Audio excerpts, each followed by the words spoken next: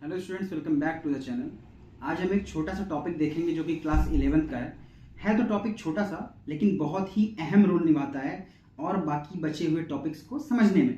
जैसे कि मैं अगर बात करता हूँ कुछ भी, मान लो हम सबसे पहले इनऑर्गेनिक केमिस्ट्री में क्या पढ़ते हैं, पीरियोडिक टेबल। ठीक है, जैसे सबसे पहले हम क्या पढ़ते हैं इनऑर्गेनिक केमिस्ट्री में, पीरियोडिक टेबल। ठीक है जी, सबसे पहला टॉपिक हमारा होता है, मान लो मेन टॉपिक इनऑर्गेनिक केमिस्ट्री का जो होता है वो होता है periodic table. Just a second. अगर मैं बात करता हूँ पीरियोडिक टेबल में तो हैं तो बहुत सारी चीज़ें, लेकिन याद रखिएगा जो हमारा आज का टॉपिक होगा वो बहुत ही इंपॉर्टेंट होगा इस पॉइंट ऑफ व्यू से, क्योंकि सारे कंसेप्ट को ये क्लियर करेगा। ठीक है, चलिए हमारा आज का मेन टॉपिक जो होगा वो होगा हमारा इफेक्टिव न्यूक्लियर चार्ज। क्या होगा? Effective nuclear charge. Effective nuclear charge. याद रखिएगा, जानने वाली बात यह है कि इस इफेक्टिव न्यूक्लियर चार्ज को हम ZEFF डॉट या फिर इसी को हम Z स्टार से भी शो करते हैं। ठीक है जी, याद रखिएगा इफेक्टिव न्यूक्लियर चार्ज। आखिर ये इफेक्टिव न्यूक्लियर चार्ज है क्या? देखिए, जैसे मैं बात करता हूं इफेक्टिव न्यूक्लियर चार्ज का, तो एक इसको बताने से पहले कुछ बेसिक टर्म्स आप समझ लीजिए। जैसे कैसे किसी भी एटम्स में या फिर मैं बोलूं किसी भी एलिमेंट में किस तरह से नेगेटिव और पॉजिटिव चार्जेस आते हैं, आप सभी को आई होप पता ही होगा। बट जान लीजिए, मान लीजिए कि हमने एक एग्जांपल लिया सोडियम का। ठीक है, जिसका एटॉमिक नंबर क्या है? जिसका एटॉमिक नंबर 11। ठीक है, अब इस सोडियम में अगर ये न्यूट्रल स्टेट में, अभी ये कैसा है? न्यूट्रल स्टेट में, अभी ये न्यूट्रल स्टेट में है। ठीक है जी, अगर मैं जैसे बात करता हूं ये न्यूट्रल स्टेट में है अभी, तो आपके दिमाग में ये चीज होनी चाहिए कि जितना इसका एटॉमिक नंबर होता है, ये क्या है? ये है इसका एटॉमिक नंबर। जो इसका एटॉमिक नंबर होगा वही इक्विवेलेंट होगा इसमें इसके प्रोटॉन नंबर के, इसी के प्रोटॉन नंबर के, और वही इक्विवेलेंट होगा किसके? इलेक्ट्रॉन नंबर के। जी हाँ, बिल्कुल ये बेसिक बात है। ठीक है जी, अब समझिएगा, मैं कहता हूं कि इफेक्टिव न्यूक्लियर चार्ज अपना ये जो टॉपिक है ये है क्या। अगर मैं आपको एक बात बताऊं, जैसा कि आगे अगर बढ़ते हैं हम, तो समझिएगा मेरी बात को, क्योंकि प्रोटॉन और न्यूट्रॉन ये पाए कहाँ जाते हैं? ये होते हैं न्यूक्लियस में। कहाँ पे? ये होते हैं कहाँ पे? न्यूक्लियस में। ठीक है जी, अब होगा क्या? देखो जस्ट अ मिनट, मैं इसको और अच्छे से प्रॉपरली ड्रॉ कर लूँ। जैसा कि मैंने बोला कि ये जो प्रोटॉन होगा और ये जो न्यूट्रॉन होगा ये कहाँ पाए जाएंगे? ये पाए जाएंगे आपके न्यूक्लियस में। इतनी बात क्लियर है क्या? देखिए, अब अगर जो चीज बिल्कुल सेंटर में है तो उसको क्यों बात का छेड़ना, उसको छेड़ेंगे ही नहीं। इट मीन्स जो चीज अंदर है उसको निकालना ज्यादा मुश्किल होगा। ठीक है जी, अब समझो, अब हम आगे बढ़ते हैं। जैसे ये इसके किनारे किनारे, ये इसके क्या है? ये है इसके ऑर्बिटल्स। इतनी बात क्लियर है क्या? ठीक है, मान लिया ये क्या है? इसके ऑर्बिटल्स हैं। ठीक है सॉरी। अब इसके ऑर्बिटल्स में ये जो बाहर हैं, यहाँ पे इलेक्ट्रॉन्स रिवॉल्व कर रहे हैं, यहाँ पे इलेक्ट्रॉन्स रिवॉल्व कर रहे हैं। अच्छा, ये मैं ना हाइपोथेटिकल व्यू बना रहा हूँ। ठीक है, इसको ये आप बिल्कुल ये सही ना समझ लीजिएगा, ये हम आपको समझाने के पॉइंट ऑफ व्यू से बना रहे हैं। ठीक है, अब होगा क्या? देखो, एक बात याद रखिएगा मेरी, आप सभी को बचपन से ही पता होगा कि जो अपोजिट चार्जेस होते हैं, मतलब प्लस माइनस या फिर मैं बोलूं तो माइनस प्लस, जो भी आप बोलो, ठीक है, हमेशा से अपोजिट चार्जेस एक दूसरे को अट्रैक्ट करते हैं। ये बात आपको ही पता है, सबको पता है। जी हाँ, बिल्कुल इसी तरह याद रखिएगा, जो यहाँ पे प्रोटॉन है, प्रोटॉन अट्रैक्शन वाला फोर्स तो सब पे इक्वल लगाएगा। प्रोटॉन अट्रैक्शन वाला फोर्स सब पे इक्वल लगाएगा। प्रोटॉन कोई भी पक्षपात नहीं करता, कोई भी पार्शियलिटी नहीं, प्रोटॉन सब पे इक्वल फोर्स लगाता है। अभी जो फोर्स, याद रखिएगा, ये जो फोर्स प्रोटॉन ने इस बाहर वाले इलेक्ट्रॉन पे लगाया अपनी तरफ खींचने के लिए, कैसा?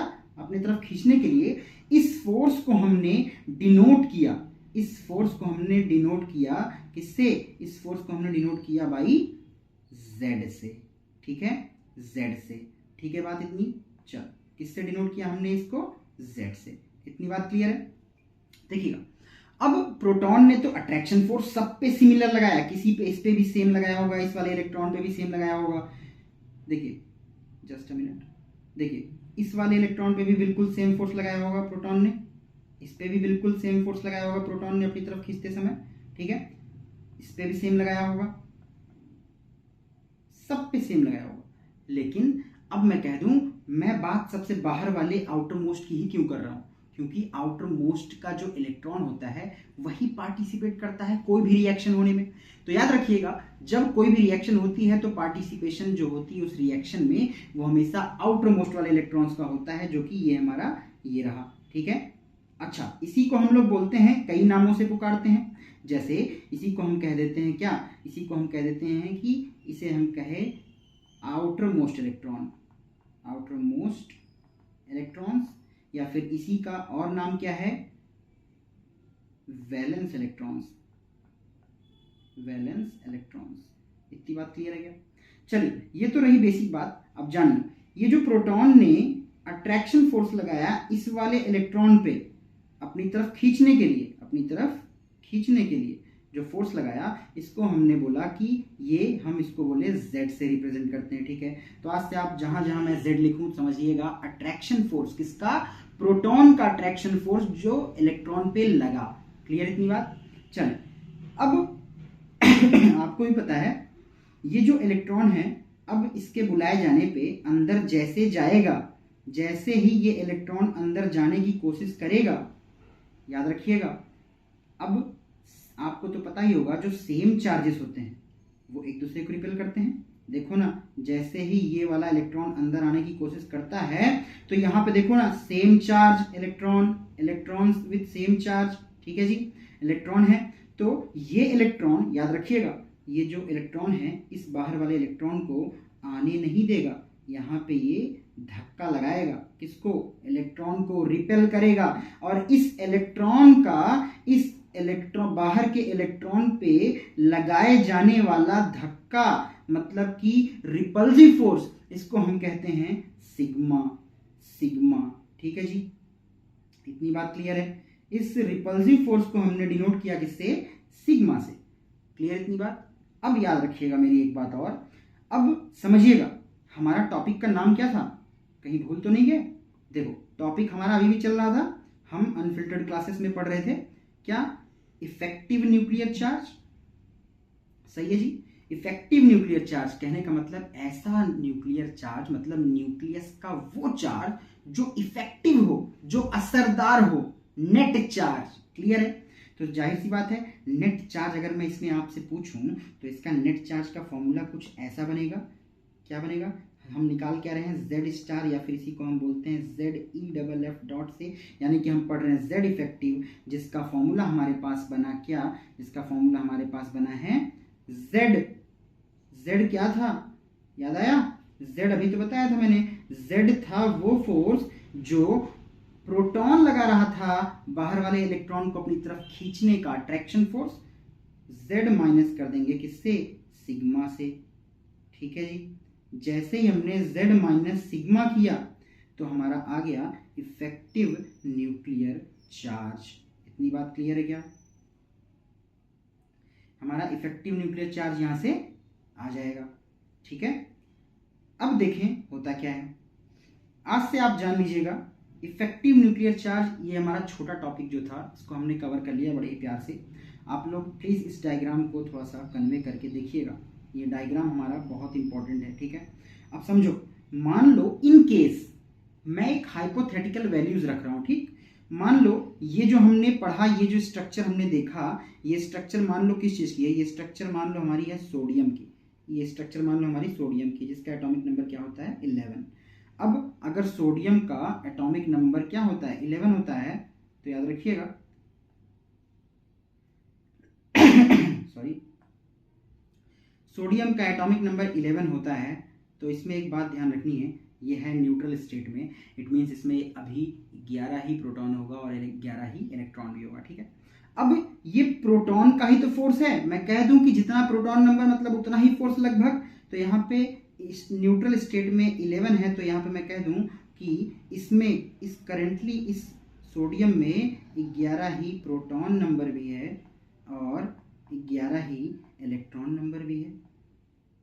बात इतनी क्लियर है कि नहीं? सही है, ठीक है। अब मान लो तो ये अट्रैक्शन वाला फोर्स की वैल्यू 11 आ गई, मतलब प्रोटॉन 11, तो लगभग मान लो मैं उसी हिसाब से कि 11 अट्रैक्शन फोर्स लगा दिया, ठीक है। अब इसमें से मैं माइनस कर देता हूं सिग्मा।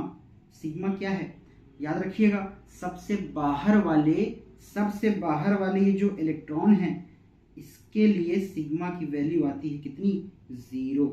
इसके लिए सिग्मा की वैल्यू आती है 0, मतलब यहाँ पे ये किसी बाहरी को धक्का थोड़ा देगा, यहाँ पे किसी को धक्का नहीं देगा ना, तो इसीलिए सबसे बाहर वाले आउटर मोस्ट इलेक्ट्रॉन के लिए सिग्मा की वैल्यू होती है 0। तो मैं कह दूं कि बाहर वाले आउटर मोस्ट इलेक्ट्रॉन के लिए जो हमारा इफेक्टिव न्यूक्लियर चार्ज यानी कि Z स्टार, या फिर इसी को हमने बोला ZeFF डॉट, ये वैल्यू आएगा 11। ये तो एक हाइपोथेटिकली मैंने आपको समझाने के लिए बता दिया है, ठीक है।